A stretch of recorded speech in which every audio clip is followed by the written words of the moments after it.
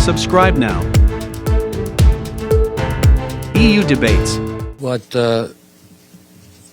President Putin announced today constitute another major escalation on the unprovoked war that he has launched against Ukraine. It looked like he's speaking of a measure of panic and desperation. Putin is doubling on a failing strategy. By the threat of using nuclear weapons, he's trying to intimidate Ukraine and all countries that support Ukraine. But he will fail. He has failed and he will fail again. Unfortunately, this late escalation is in line with the approach taken by the Russian regime until now. Putin threats to use all weapons resources at our disposal. This was its sentence. All weapon sources at our disposal implies the possibility of using weapons of mass destruction, including nuclear weapons. And such a threat is unacceptable. Threatening with nuclear weapons is a real danger to the whole world, and the international community has to react in front of this threat. Doing it on International Peace Day is even more cynical.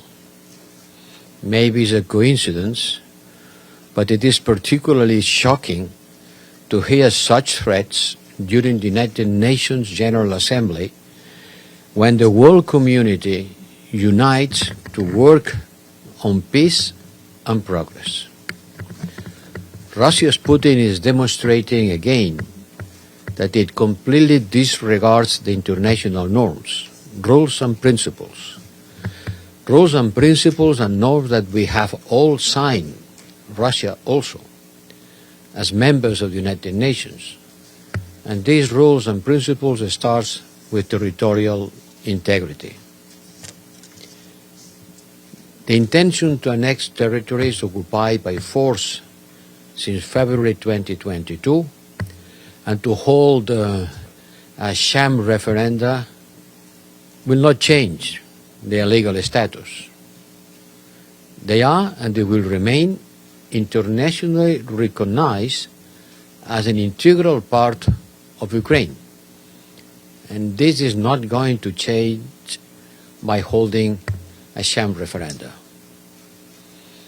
Now it's clear that Russia wants to destroy Ukraine by all means, violating international law and the United Nations Charter since the beginning. But now it looks like Russia's Putin wants to destroy Ukraine. And the international community gathered here in New York needs to take full measure of what is at stake. The Security Council will meet and discuss about Ukraine tomorrow in this new scenario. I will speak on behalf of the European Union to the Security Council. I will have the great honor and responsibility of addressing the Security Council on behalf of the European Union at that critical moment. And tonight, immediately after knowing the words of Mr. Putin, I am convening an extraordinary and ad hoc informal meeting of the European Union foreign ministers with the purpose to agree on a common line.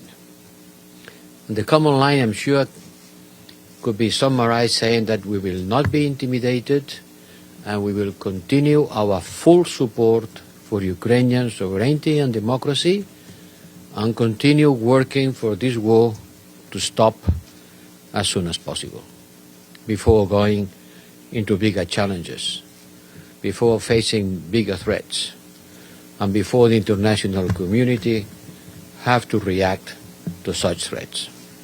Thank you.